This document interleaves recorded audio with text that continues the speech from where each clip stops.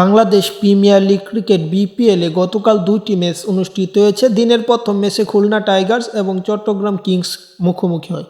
যে ম্যাচটিতে চট্টগ্রাম কিংসের হয়ে অত্যন্ত সুন্দর খেলেছেন শামীম হোসেন পাটোয়ারি এবং তিনি ৭৮ রানের একটি ক্যামিও নিয়েছে, যেখানে অত্যন্ত সুন্দর খেলেছে। এখানে আস্থার জায়গাটা নষ্ট করে ফেলেছে ৭১ টিভির খেলাযোগ অনুষ্ঠান, যে অনুষ্ঠানটি ছোটো থেকে দেখতাম, মনে করতাম সত্যি তারা ভুয়া নিউজ প্রকাশ করে বা মিথ্যা প্রকাশ করে, কিন্তু মিথ্যা প্রকাশ করলেও সমস্যা নাই, ভুল মানুষের হতেই পারে, সেটা আমিও বিশ্বাস করি এবং আমিও মানি। কিন্তু ভুলটা যে তার হয়েছে, সেই ভুলটা সে এখন পর্যন্ত শুধরোয়নি। প্রায় ১৬ ঘন্টা চলে গেছে তাদের নিউজ, সেই নিউজে তারা যে মিথ্যাটা প্রকাশ করেছে তা এখন পর্যন্ত ঠিক করেনি বা কারো কাছে ক্ষমা চায়নি।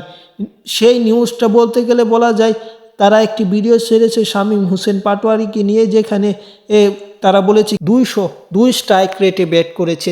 তারা এই লেখাটা থাম্বনেলেও প্রকাশ করেছে, পাশাপাশি টাইটেলও দিয়েছে এবং সেই ভিডিওটার পুরোটা যখন দেখেছি, মাঝখানের ভিডিওতেও তারা ২০২ স্ট্রাইক রেট প্রকাশ করেছে, এটা তারা বলেছে। কিন্তু ৭১ টিভির মতো এত ভালো একটা টিভি চ্যানেল বা খেলাযুগের মতো একটি এত ক্রিয়া বড় অনুষ্ঠানে এমন মিথ্যা প্রচার করবে তা হয়তো আমরা ভাবিনি। কারণ আমি প্রমাণ সহকারে দেখাবো তাদের এই রিপোর্টটা মিথ্যাই। ২০২ স্ট্রাইক রেট নয় শামীম হোসেন। আপনারা দেখতেই পাচ্ছেন, শামীম হোসেন ৩৮ বলে ৭৮ রানের একটি ইনিংস খেলেছেন, যে ইনিংসে তার স্ট্রাইক রেট ২০৫.২৬ পয়েন্ট বাদ দিলেও তারা ৩ স্ট্রাইক রেট কম বলেছে, যা মিথ্যা। এবং প্রায় ১৬ ঘন্টায় ৩০,০০০ লোক এই ভিডিওটা দেখেছে ৭১ টেলিভিশনে এবং সবাই এই মিথ্যা বিষয়টাই জেনেছে।